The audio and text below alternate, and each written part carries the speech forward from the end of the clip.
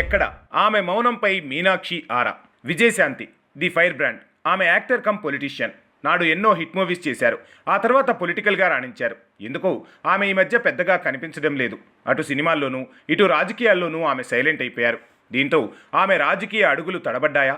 సినిమాల్లో second innings కలిసి రావడం లేదా?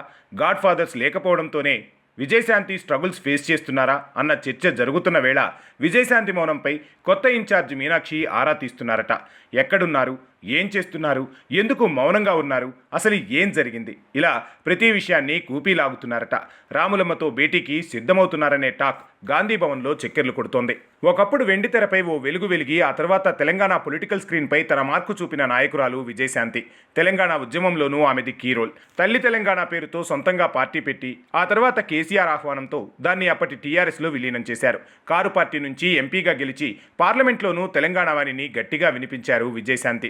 అయితే ఆ తర్వాత మారిన రాజకీయ పరిణామాలతో కేసీఆర్తో విభేదించిన రాములమ్మ తెలంగాణ ఇచ్చింది సోనియానే అంటూ కాంగ్రెస్ కండువా కప్పేసుకున్నారు. హస్తం పార్టీలో తనకు తగిన ప్రాధాన్యత దక్కడం లేదని ఆ తర్వాత కమలం పార్టీ గూటికి చేరిపోయారు. 2023 అసెంబ్లీ ఎన్నికలకు ముందు భారతీయ జనతా పార్టీకి గుడ్ బై చెప్పి మళ్లీ తిరిగి కాంగ్రెస్ తీర్థం పుచ్చుకున్నారు. హస్తం పార్టీలోనే ఉన్నా ఆమె ప్రస్తుతం యాక్టివ్గా కనిపించడం లేదు.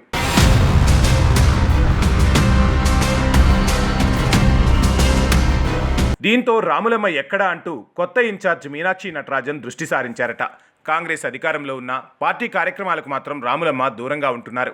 ఏదైనా ఉంటే కొద్ది రోజుల ముందు వరకు ట్విట్టర్లో రియాక్ట్ అయ్యేవారు. అయితే ఇప్పుడు సోషల్ మీడియాలోనూ రాములమ్మ ఎక్కడా కనిపించడం లేదు.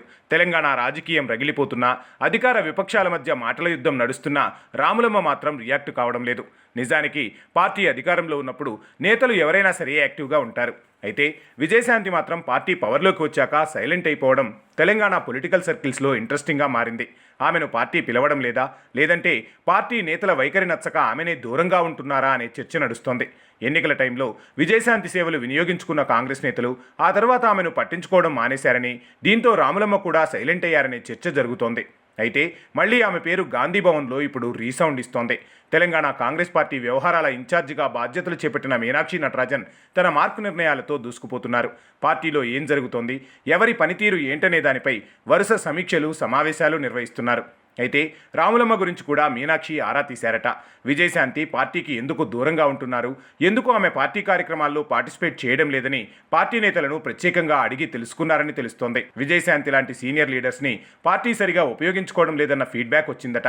రాములమ్మ లాంటి వారి నేతల సేవలు పార్టీకి అవసరమని మీనాక్షి నటరాజన్ ఓ అభిప్రాయానికి వచ్చారని టాక్.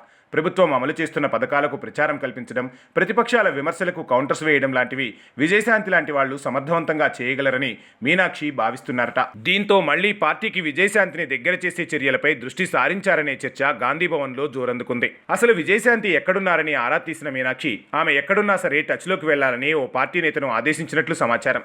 త్వరలోనే విజయశాంతి నివాసానికి స్వయంగా వెళ్లి ఆమెతో మాట్లాడాలని డిసైడ్ అయ్యారట మీనాక్షి. ఇదే ఇప్పుడు తెలంగాణ రాజకీయాల్లో ఆసక్తికర చర్చకు దారితీసింది. మీనాక్షి వెళ్లి కలిసినా రాములమ్మ సానుకూలంగా రియాక్ట్ అవుతారా, ఎందుకు మౌనంగా ఉండాల్సి వస్తుందో రివీల్ చేస్తారా, రాములమ్మ చెప్పబోయే విషయాలు పార్టీలో ఎవరినైనా ఎఫెక్ట్ చేసే అవకాశం ఉంటుందా, ఇలా రకరకాల ప్రశ్నలు ఇప్పుడు తెర మీదకు వస్తున్నాయి. ఏమైనా ఇన్నాళ్లకు మళ్లీ రాములమ్మ పేరు తెర మీదకు రావడంతో కాంగ్రెస్లో కొత్త చర్చ మొదలైనట్లు కనిపిస్తోంది.